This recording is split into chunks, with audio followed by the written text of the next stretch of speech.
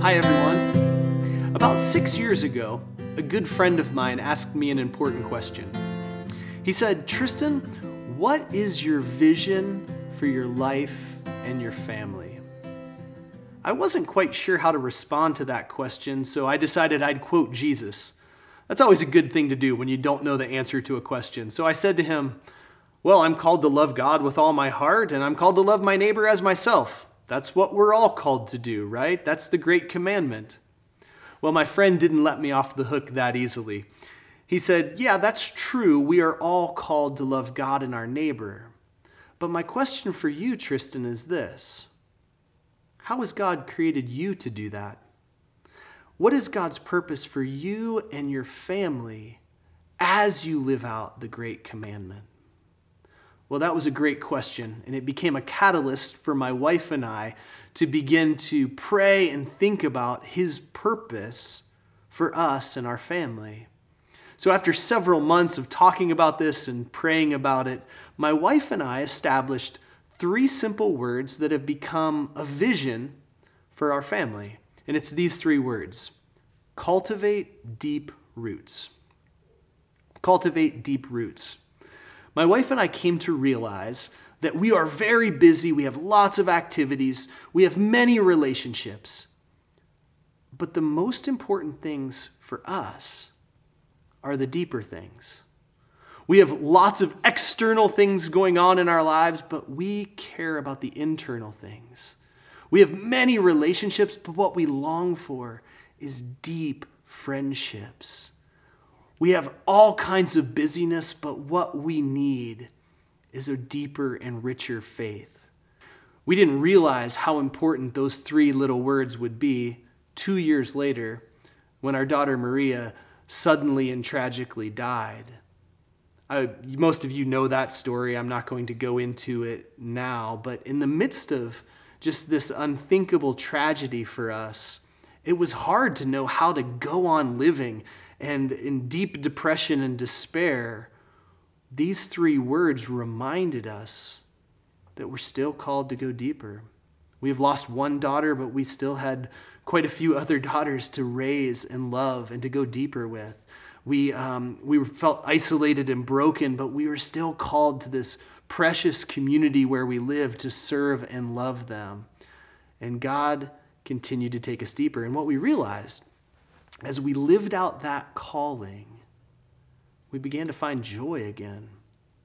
In the midst of trying to live out our vision and purpose for our lives, we found beauty again.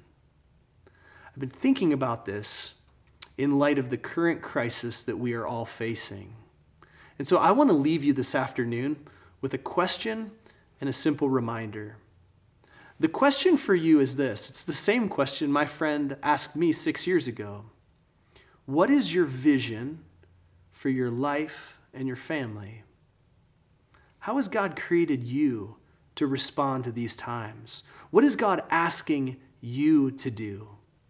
I think this is a great question for all of us to wrestle with because it begins to point us to the things that ultimately matter.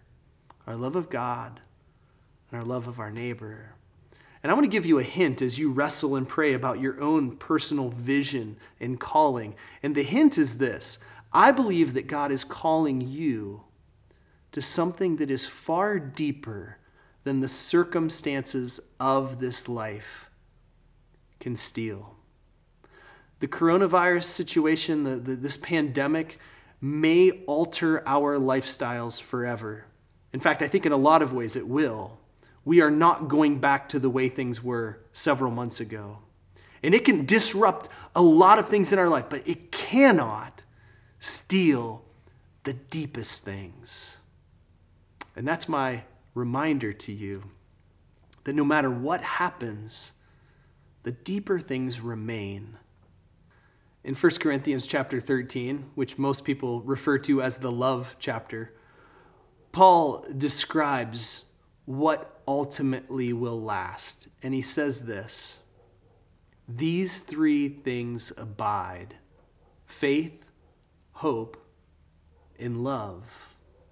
It's a reminder that whatever happens in this world, the deeper things last.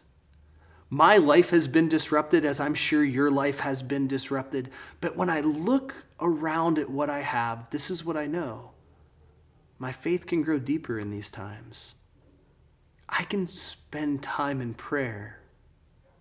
I can grow in love for my friends, even if I can't see them. I can grow in love for my wife and my children. I can serve them. And in the simple and abiding things of life, I can find joy and faith and hope and love.